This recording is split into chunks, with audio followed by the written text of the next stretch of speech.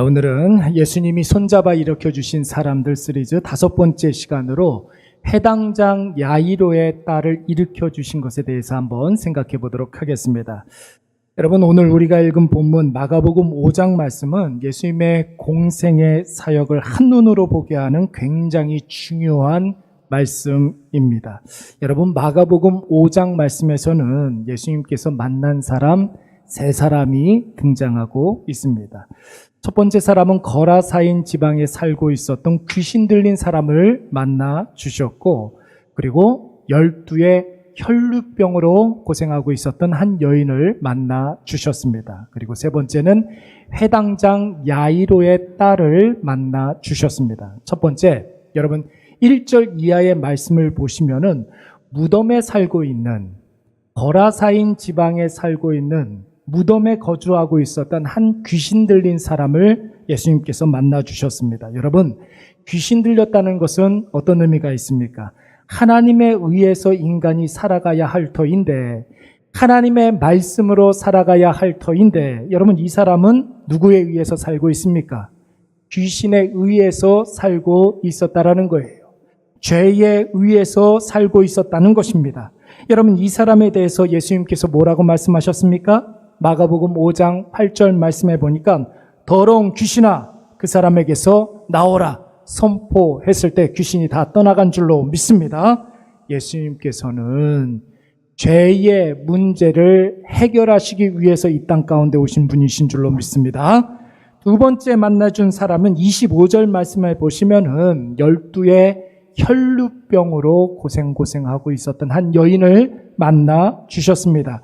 예수님이 공생의 기간 중에 가장 많이 만났던 사람들이 바로 병자들이었죠. 여러분, 사람이 병에 걸렸다는 것은 어떤 의미가 있습니까? 자기 의지대로 살아갈 수가 없고 누군가의 도움으로 살 수밖에 없다라는 것을 의미하는 것입니다. 그래서 여러분, 그 마음에는 병자는 늘 낙심과 낭망함이 있기 마련입니다.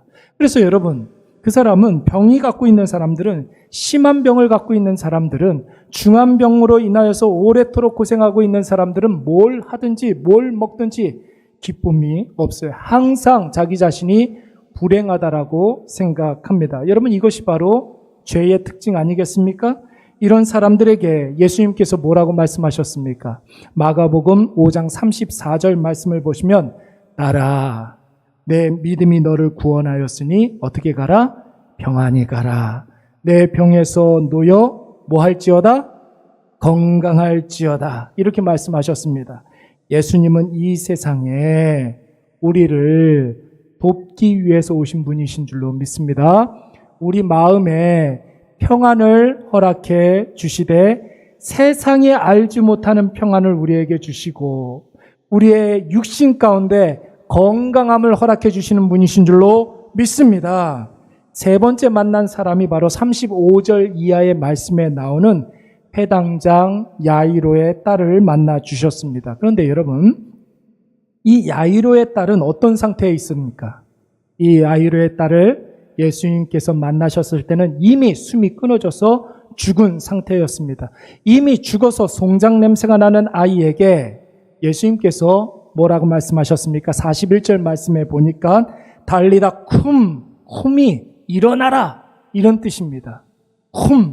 일어나라, 내가 내게 말하노니 소녀야 어떻게 하라고요?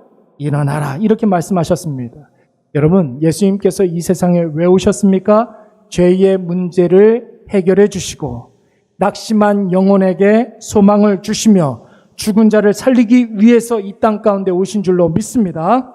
새해를 시작하면서 여러분, 우리가 가장 관심을 많이 가져야 할 바가 바로 이거예요.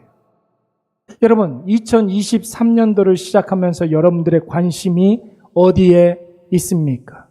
여러분들 무엇에 치중하며 이 2023년도를 시작하셨습니까? 우리가 가장 많이 관심을 가져야 될 것 무엇입니까? 예수님 나에게 어떤 분이신가? 이걸 끊임없이 우리 자신에게 질문해야 되는 거예요. 예수님이 오늘 나에게 무엇을 하셨는가? 어떤 것을 주셨는가? 이거 묵상해야 되고, 그리고 그 일로 인해서 나에게 어떤 변화가 있게 될 것인가? 하나님이 나에게, 예수님이 나에게 무엇을 원하시고 계시는가? 예수님 나에게 어떤 분이신가? 무엇을 주셨는가? 내가 어떻게 변화되기를 원하시는가?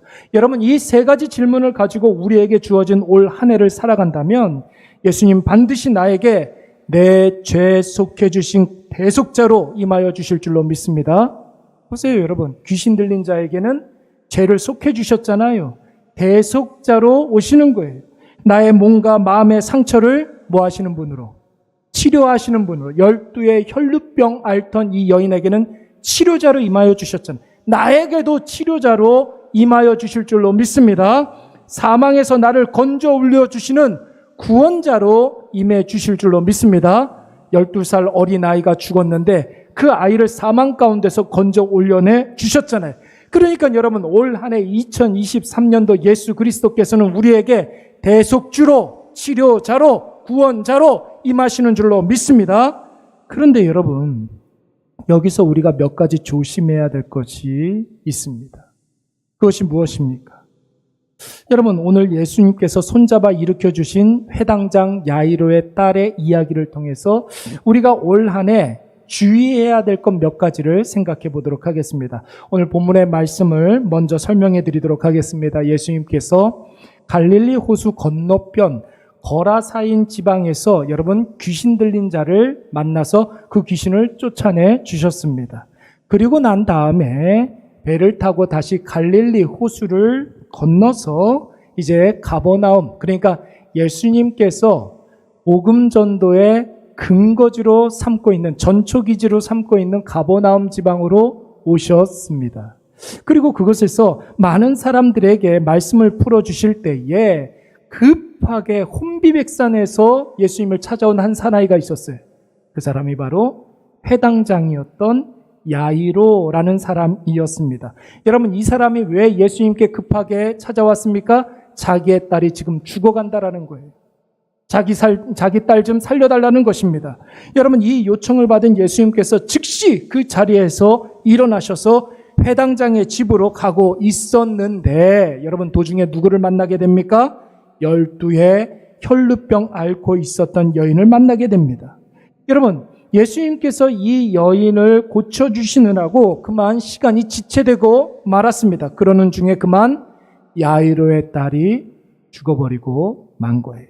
제가 35절 말씀을 한번 읽어보도록 하겠습니다. 아직 예수께서 말씀하실 때에 회당장의 집에서 사람들이 와서 회당장에게 이르되 당신의 딸이 어떻게 되었다고요? 죽었나이다. 어찌하여 선생을 더 괴롭게 하나이까? 여러분, 이 말의 뜻은 아이가 죽었기 때문에 예수님이 회당장의 집에 갈 필요가 있다 없다?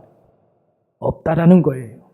이미 다 끝났기 때문에 예수님이 가봤자 소용없다라는 것입니다. 그런데 여러분, 이 말을 들으신 예수님의 반응이 어떻습니까? 그런 말을 하는 사람들에게 뭐라고 말씀하시지 아니하시고 누구를 바라보면서, 회당장 야이로를 바라보면서 36절 말씀 우리 다 같이 한번 읽어보도록 하겠습니다. 36절 시작. 예수께서 그 하는 말을 곁에서 들으시고 회당장에게 이르시되 두려워하지 말고 믿기만 하라 하시고. 여러분, 무엇을 두려워하지 말라는 뜻입니까? 눈에 보이는 상황 때문에 두려워하지 말라는 거예요. 사람들이 하는 말 때문에 흔들리지 말라는 것입니다. 여러분, 무엇을 믿으라는 말입니까? 예수 그리스도께서 우리의 죄를 사해 주시는 분이심을 이미 여러분 거라사인 지방에서 광인에게 귀신을 쫓아주시지 않았습니까? 죄를 속해 주신 분임을 믿으라는 거예요.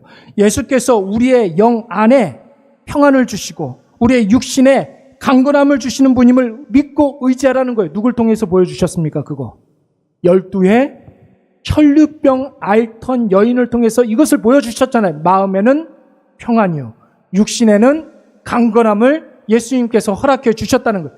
이것을 믿으라는 거예요. 여러분, 38년 된 병자의 경우에는 뭡니까?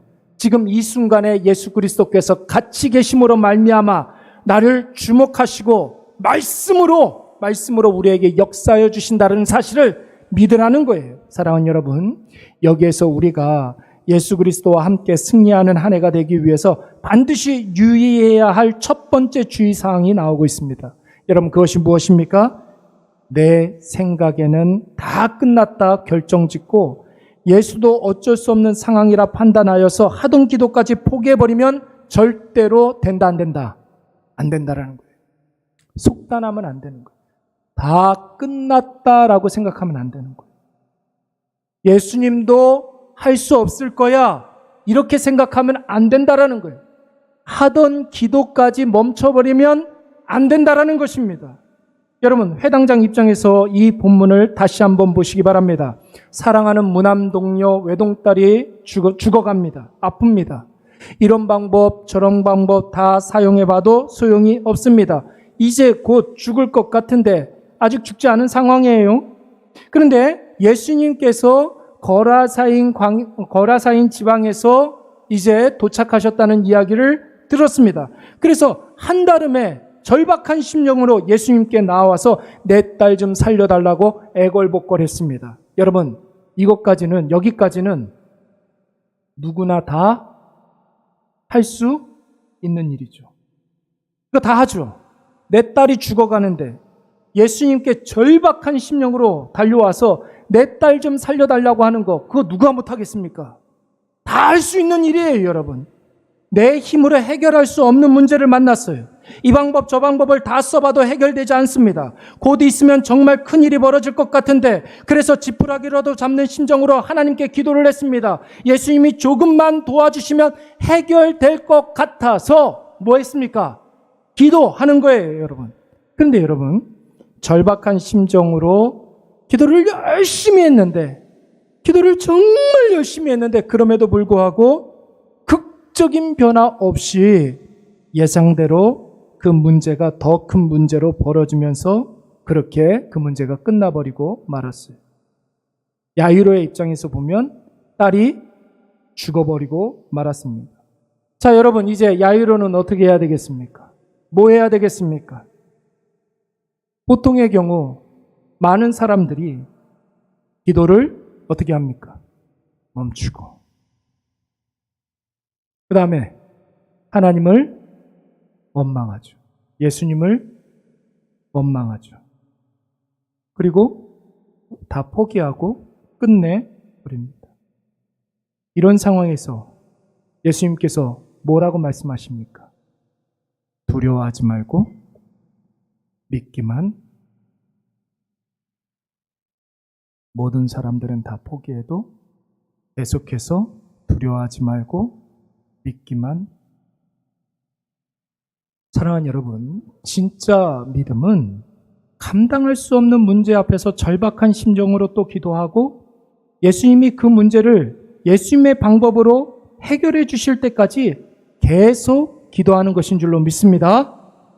기도하고 또 기도하고 계속 기도하고 응답될 때까지 기도하는 거예요. 그 문제가 모두가 예상했던 최악의 상황으로 끝났다 할지라도 내 생각에 다 끝났구나, 이런 생각이 들어도 여러분 계속해서 기도해야 될 줄로 믿습니다. 왜 그렇습니까? 다 끝났다라는 결론을 하나님이 내리신 것이 아니라 누가 내렸어요? 내가 내렸잖아요. 우리 예수님에게는 아직 끝난 이야기가 아닙니다. 회당장 야이로의 딸이 죽었습니다. 인간의 상식으로는 사람이 죽으면 끝나는 거예요. 딸이 죽었으니까 예수님이 가도 소용이 없다. 그러니까 예수님을 더 이상 귀찮게 하지 말아라. 얼마나 당연한 말입니까? 그런 상황에서 예수님께서 툭 한마디 꺼내시는 거예요. 누가 끝났대?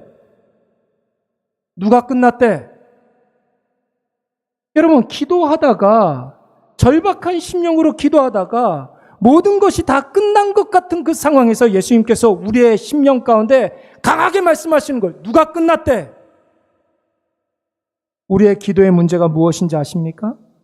가능성이 남아있으면 사람들은 기도해요. 내 생각에 주님이 조금만 도와주시면 이 문제가 해결될 것 같아. 그러면 기도합니다. 그런데 자기가 생각할 때 가능성이 없어지면 그 자리에서 기도까지도 포기해 버립니다. 여러분, 이것은 신앙이 아니라 불신앙이죠. 자기 수준으로 예수님을 판단하고 규정해서 내가 못하면 예수님도 못한다고 생각하는 것입니다. 그러니까 우리의 삶에 절망이 아주 쉽게 찾아오게 되는 거예요. 예수님을 내 수준으로 생각을 하니까 쉽게 우리는 실망하고 절망하고 낙심하게 되는 것입니다. 여러분, 내 마음속에 실망이 들어오고 절망이 들어오면 우리는 너무 쉽게 다 포기해버리고 말아요. 여러분 꼭 기억하십시오. 절망에서 포기하는 것이 아니라 기도하지 않기 때문에 포기하는 것입니다. 따라서 한번 해보겠습니다. 절망에서 포기하는 게 아니라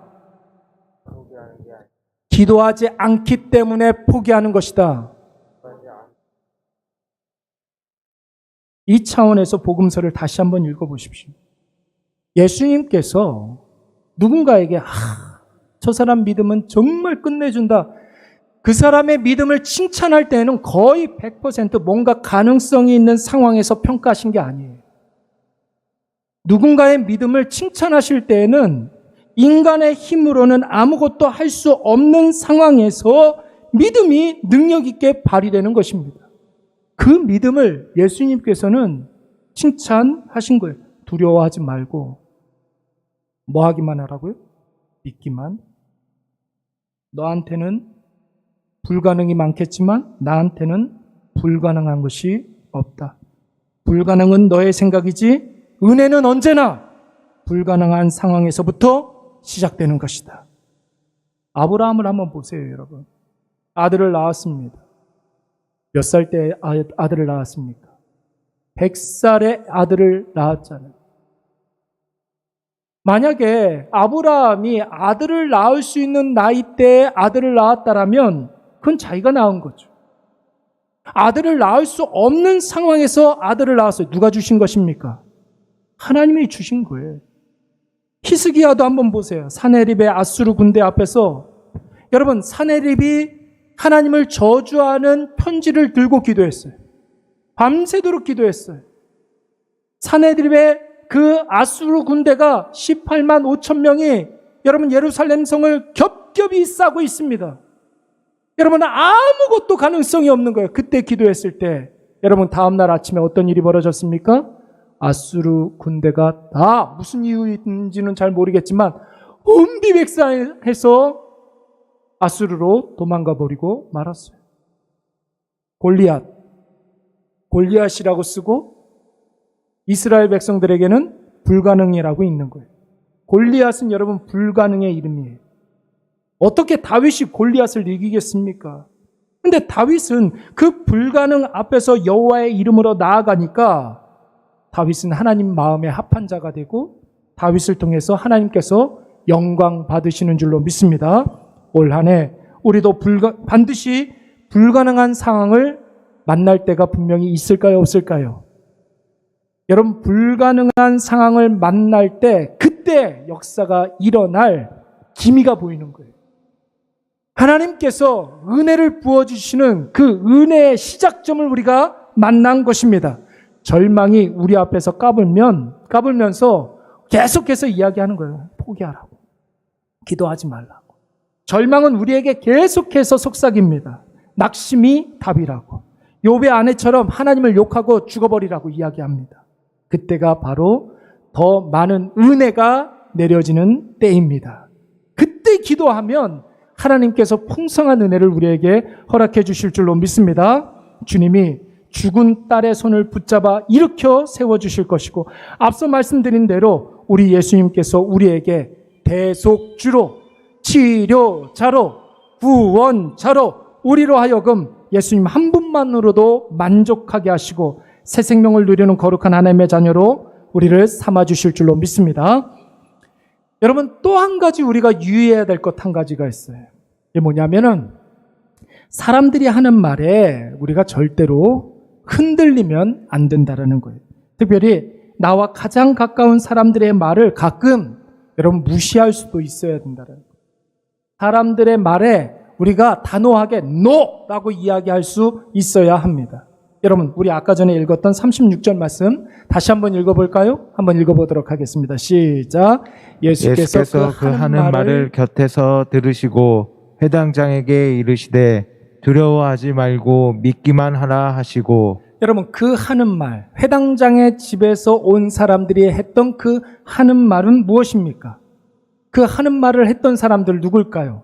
회당장의 집에서 온 사람들이라고 했는데, 회당장의 집에서 온 사람들이라고 하면 여러분, 회당장과 가까운 사람이겠습니까? 아무런 상관이 없는 사람이겠습니까? 가까운 사람이었겠지요.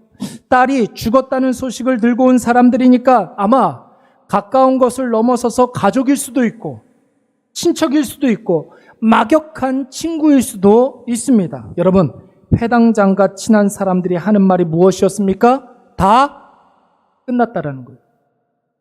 회당장에 친한 사람들이 했던 말, 딸이 죽었다, 예수님도 소용없다, 예수님 갈 길 가라고 해라.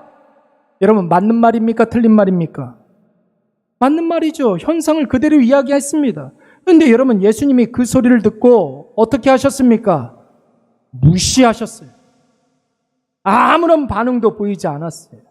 그 사람들이 떠들어대는 그런 이야기에 아무런 반응도 보이지 않았습니다. 아니, 더 적극적으로 그들이 하는 말을 거절했습니다.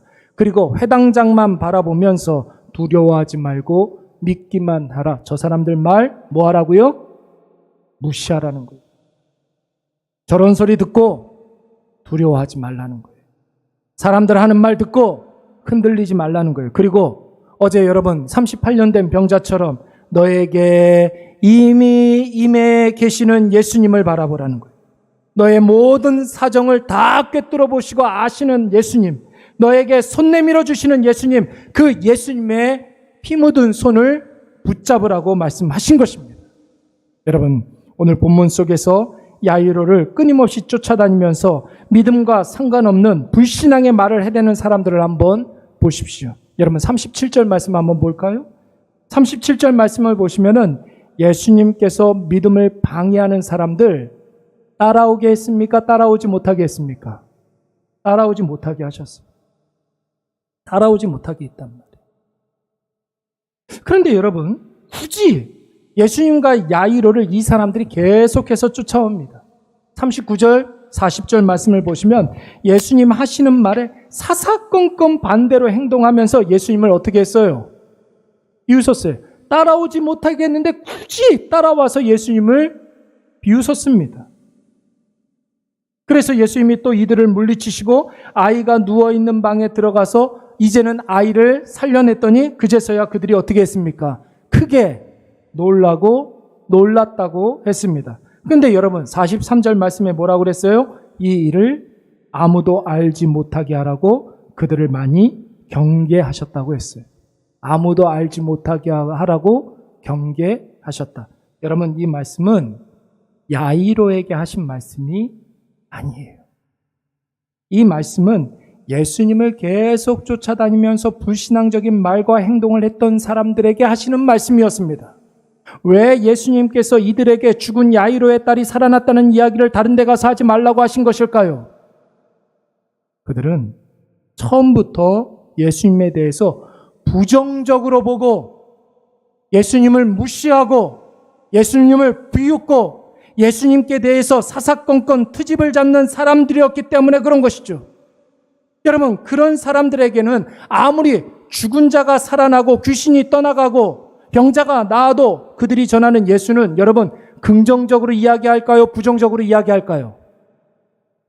아무리 죽은 사람이 12번을 죽었다 살아나도 이 사람들이 하는 이야기들은 다 예수님에 대해서 부정적으로 이야기할 수밖에 없는 거예요. 사랑하는 여러분, 나를 사랑하는 사람들이 나를 위해서 해주는 말들 들어야 되겠습니까? 아니면 나에게 가시 같은 말씀을 하시는 하나님의 말씀을 들어야 되겠습니까? 나를 정말로 사랑하는 사람들이 하는 그 위로의 말을 들어야 되겠습니까? 아니면 내 허리에 가시같이 찔리는 하나님의 말씀을 들어야 되겠습니까? 물론 여러분, 들을 수 있는 귀를 갖는 거 굉장히 중요해요. 하나님의 말씀을 들어야 되겠죠. 지혜의 권면을 들어야 되겠죠. 마음의 상처를 입은 사람들의 하소연을 들어야 됩니다. 여러분, 들을 수 있는 귀를 갖는 거 중요합니다. 그러나 주변 사람들이 나를 위한답시고 해주는 말들, 그러니까 신앙과 신앙과 상관없는 세상적 관점에서 하는 모든 말들, 이거 무시해도 된다는 거예요. 현실을 직시하지 못하게 하는 그런 위로들, 검증되지 않은 사실들과 거짓 정보들, 남 험담하는 말들, 이간하는 말들, 여러분 이런 말들은 과감하게 우리가 노라고 할 수 있어야 한다는 거예요. 사람의 하는 말에 무시해버리는 그런 단호함이 우리에게 있어야 될 줄로 믿습니다. 예수님께서 제자들을 부르실 때에 여러분 가장 먼저 뭐 하라고 그랬습니까? 버려두고. 배를 버려두고, 그물을 버려두고, 아버지를 버리고, 집을 버리고, 버리는 일이었어요. 사람들의 하는 말을 무시하고 세상 돌아가는 원리를 거절하면 여러분 그때 비로소 찬송가 288장 3절의 은혜가 우리에게 임할 줄로 믿습니다. 주 안에 기쁨 누림으로 마음의 풍랑이 잔잔하니 세상과 나는 간 곳이 없고 구속한 주만 보이도다. 할렐루야. 그럴 때 여러분 달리라 쿰의 역사가 일어나는 줄로 믿습니다. 노라고 말할 수 있는 용기가 있는 사람에게 새 생명의 역사가 일어나는 줄로 믿습니다. 세상과 사람에 대해서 둔감한 사람에게 세미한 하나님의 은혜가 엄청난 역사로 우리에게 임하는 거예요. 그래서 여러분 둔감한 것도 능력이라는 거 아닙니까 요즘? 예? 둔감력이라는 책이 있더라고요. 둔감력. 사람의 말에 여러분 신경 쓰지 아니하고 무시하고 둔감해지는 것도 능력이라는 거예요. 오늘 이것을 꼭 기억하셔서 사람들의 말에 끌려다니지 마시고 말씀 붙잡고 불가능한 상황 속에서도 계속해서 기도하심으로 죽은 자 벌떡 일어나는 놀라운 새 생명의 역사를 누리시는 새해가 되시기를 간절히 축원합니다. 우리 찬송가 288장 우리 함께 찬송 드리도록 하겠습니다.